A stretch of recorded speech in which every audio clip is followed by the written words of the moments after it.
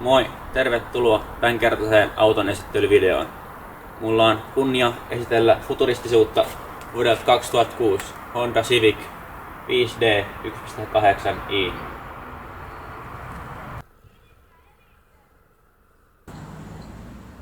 Kun Civicin 8. sukupolvi esiteltiin vuonna 2005, se oli ulkonäöltään jotain ennennäkemätöntä.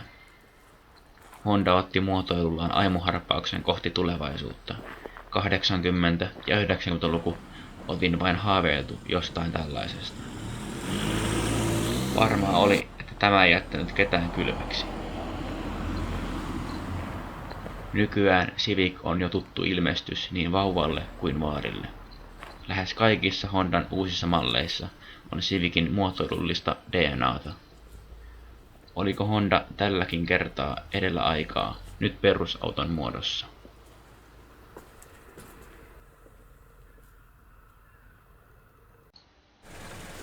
Auton etu- ja takavaloja yhdistää läpinäkyvä muovi.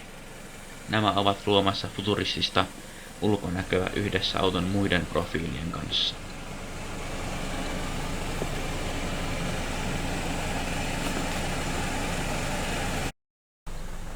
Takaikkuna on jaettu kahteen erisuuntaiseen osaan. Näitä yhdistää lisäjarruvalon sisällään pitävä musta pieni ilmanohjain. Kaukosäätöinen keskuslukitus. Itse ovenkahvan takana on erillinen vipu, josta vedetään.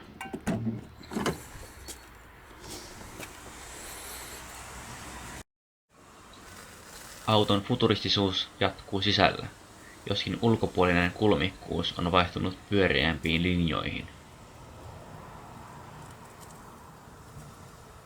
Etuistuimet ovat urheilullisen tukevat, penkkien samettinen kangas on mukavan pitävä.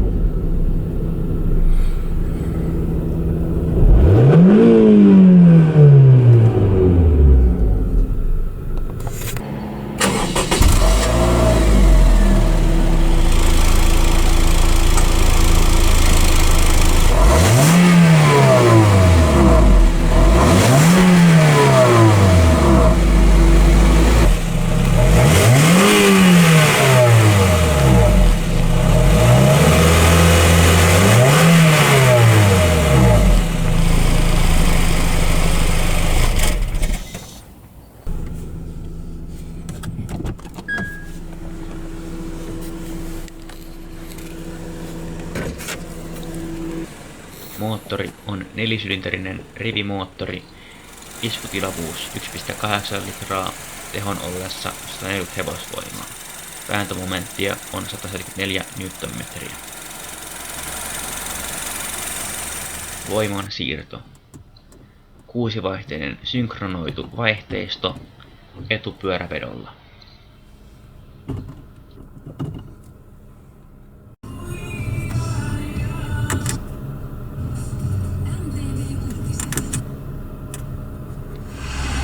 Sään sinulle tarjoaa.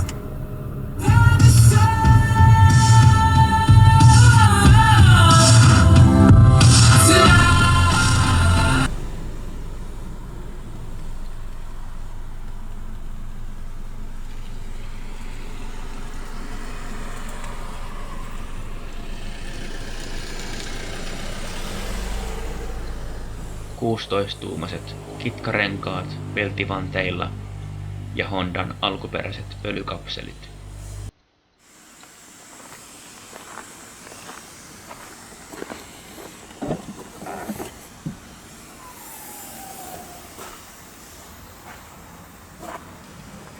Civicissä on tavaratilaa mahtavat 450 litraa, mikä on tämän koko luokan autossa hyvin.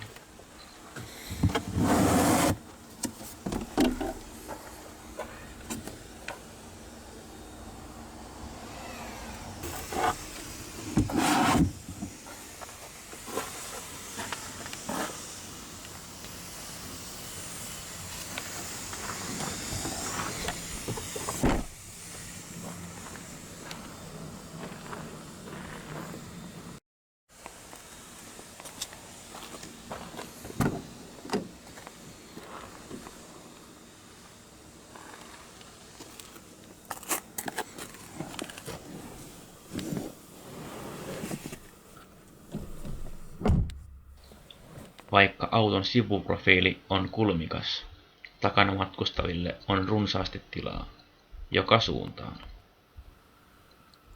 Istuimet ovat hyvät istua.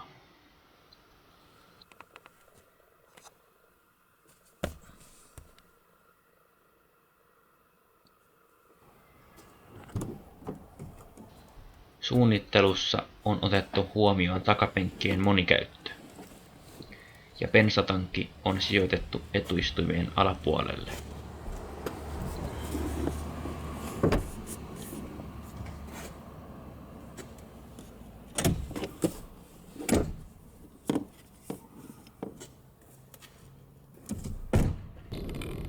Civicissä on herkkä sporttisen nopea ohjaus. Kytkin ottaa suhteellisen ylhäältä, aluksi tämä voi vaatia totuttelua. Tasaisella asfaltilla auton alusta imeytyy mutkiin hyvin. Maantiellä ajaessa tulee junamainen olo. Helppoa sanoisin etten.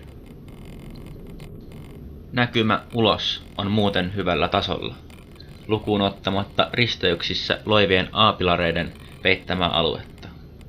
Onneksi hyvänkokoiset sivupeilit ovat sentään paikkaamassa tilannetta.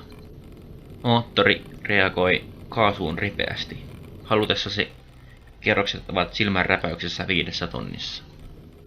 VTEC-moottorin osat ovat yleensä rakenteeltaan sirompia. Kevyt ratkaisu mahdollistaa korkean kierrosluvun, joten moottorista saadaan paras teho ilman korkeaa sylinteripainetta.